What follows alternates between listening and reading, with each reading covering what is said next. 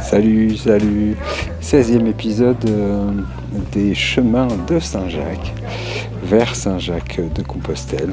Aujourd'hui, une vingtaine de kilomètres sous une température très fraîche le matin, enfin fraîche le matin, 11 degrés, c'est frais. Et puis jusque 26 dans la journée, entre Hospital de Obrigo et Molias, qui est le village avant la montée. Demain, c'est une montée de 1500 mètres.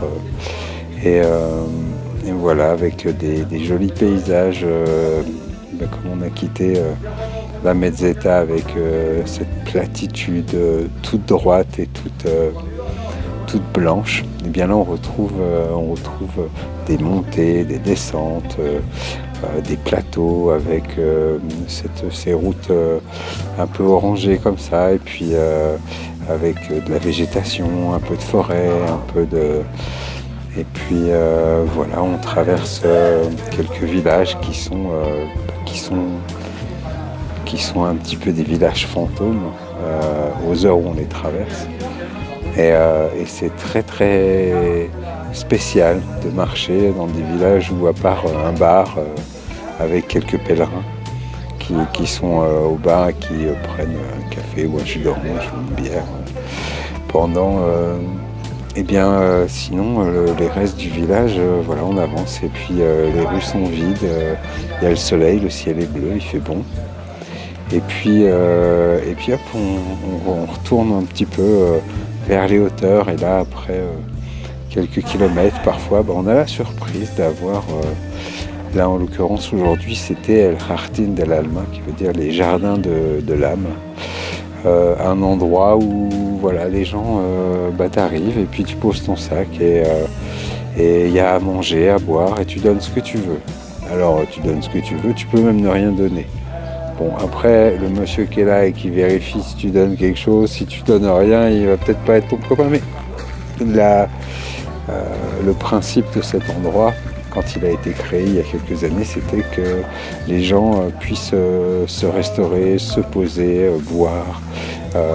Et voilà, donc c'est un petit peu le paradis sur le chemin. Puis hop, ensuite, on continue, on est arrivé à Astorga, qui est une ville en hauteur, avec une cathédrale aussi, des églises partout. C'est une ville très sympa. Il y a même le palais de Gaudi, une espèce de monument à la Harry Potter ou à la Disneyland, qui est là, Walt Disney, on se bat trop, mais c'est Gaudi, hein, donc, et puis ensuite, voilà, on a continué un petit peu sur la route, mais demain c'est l'épisode de la montagne. Et puis voilà, ça avance tranquillement, on est content d'arriver, surtout quand on a des parties un petit peu bétonnées. Bon, c'est moins drôle.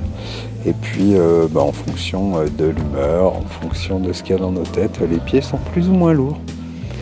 Et aussi en fonction des histoires qu'on se raconte, parce que c'est souvent des histoires qui nous font nous faire les choses, ou nous faire défaire les choses. Et quand on y pense, on n'est qu'une histoire finalement. Quelle histoire je raconte? Si on me pose la question de qui je suis, quelle histoire je vais raconter? Est-ce que je vais raconter, s'il m'arrive quelque chose, la même histoire à tout le monde? Tu sais, il y a des gens comme ça qui, ça nous arrive aussi, qui te racontent la même histoire, que ce soit à leur boulanger, boucher, à leur sœur, à leur fille, à leur chérie, leur mari, leur femme, peu importe, c'est toujours la même histoire. Tiens, c'est bizarre. Et puis souvent, c'est une histoire qui nous crée. Les mots, c'est créateur. Donc, l'histoire qu'on se raconte, finalement, c'est la manière dont on se crée.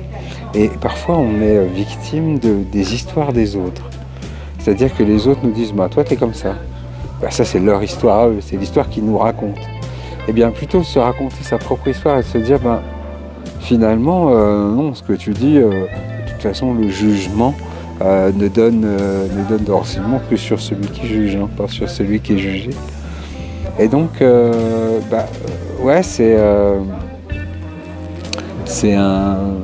intéressant de se dire, tiens, Quelle histoire je me raconte pour justifier que je suis triste, pour justifier que je ne vais pas avancer, pour justifier que j'ai mal aux pieds, pour justifier... et qu'est-ce que ça cache?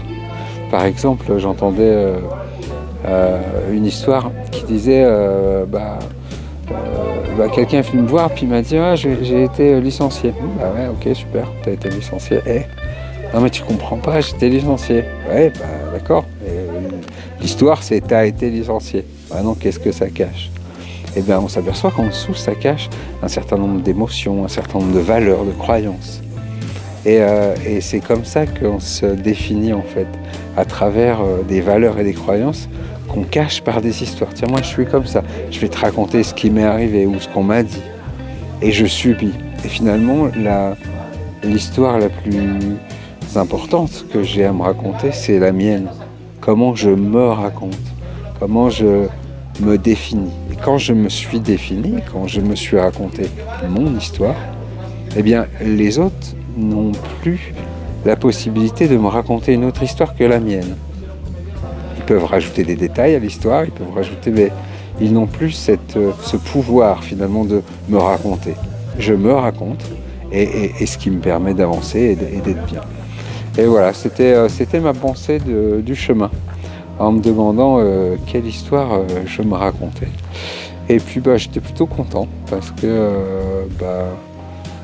j'arrive à éviter maintenant, je ne dis pas que ça a toujours été le cas, d'écouter les histoires des autres, de me définir par rapport à ça. Maintenant, je me raconte mon histoire et puis voilà, j'avance sur le chemin. Voilà, dites-moi ce que vous en pensez. Toujours pareil, abonnez-vous si vous avez oublié ou si vous ne l'êtes pas. Ou si vous avez envie, parce que c'est mieux, si vous avez envie de vous abonner, mettez un petit pouce levé, c'est cool, un petit commentaire, ça fait du bien, genre ouais, c'est tout pourri ce que tu racontes, ou c'est génial, ou vas-y, raconte-nous ça, voilà, aidez, participez, c'est aussi ce moment qu'on passe ensemble, c'est aussi votre moment, dites-moi. Prenez soin de vous, prenez soin de vos histoires, prenez soin de qui vous êtes, soyez bénis. Et puis, à demain pour le 17e épisode. Je vous embrasse.